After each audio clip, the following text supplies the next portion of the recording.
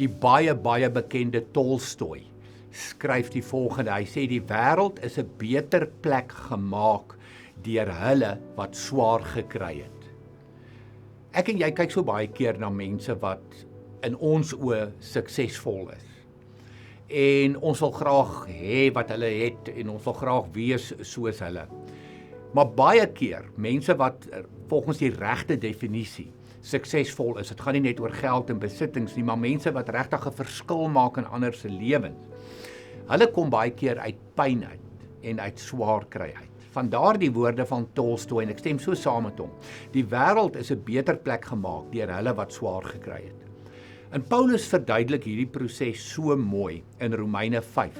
As hy vir ons sê dat swaar kry kweek volharding. Volharding kweek egtheid van geloof en egtheid van geloof kweek hoop. Jy sien mense wat hoopvolle lewens lei. Waar dit begin? Ons sien die hoop. Ons ontvang die hoop. Ons kry die hoop. En ons wil graag soos hierdie mense wees en dis goed en dis reg. Maar waar dit begin? Dit het begin by swaar kry. Dis waar dit begin en dit leer ons as Paulus dit skryf vir die gemeente in Romeine 5. Swaar kry maak dat ek en jy moet leer om te volhard, om vas te byt. Om te sê, weet jy, ek gaan nie ophou nie. Ek gaan aanhou en aanhou en aanhou. En ek gaan aan God vashou. Ek gaan God nie los nie, want dit is 'n belangrike deel van volharding. Dit kweek egtheid van geloof. En ek is nogal iemand wat opkyk na mense wie se geloof eg is.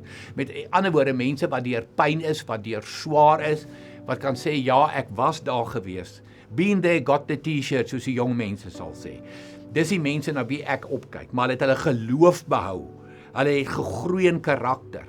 Hulle geloof is suiwer, hulle geloof is eg, want dit gee mense hoop. Maar kyk weer die pad wat 'n mens stap om by hoop te kom. En dis die pad wat ek en jy ook moet stap en elke dag van ons lewens stap. Die swaar kry pad om te leer van volharding, dat ons by 'n egte geloof kan uitkom wat hoop gee vir onsself, maar ook vir ander mense. So ek lees weer vir jou Tolstoy se woorde. Die wêreld is 'n beter plek gemaak deur hulle wat swaar gekry het. Kom ek en jy wees deel van daardie mense wat ons swaar kry gebruik om te groei in karakter en hoop te gee vir ander mense in hierdie lewe.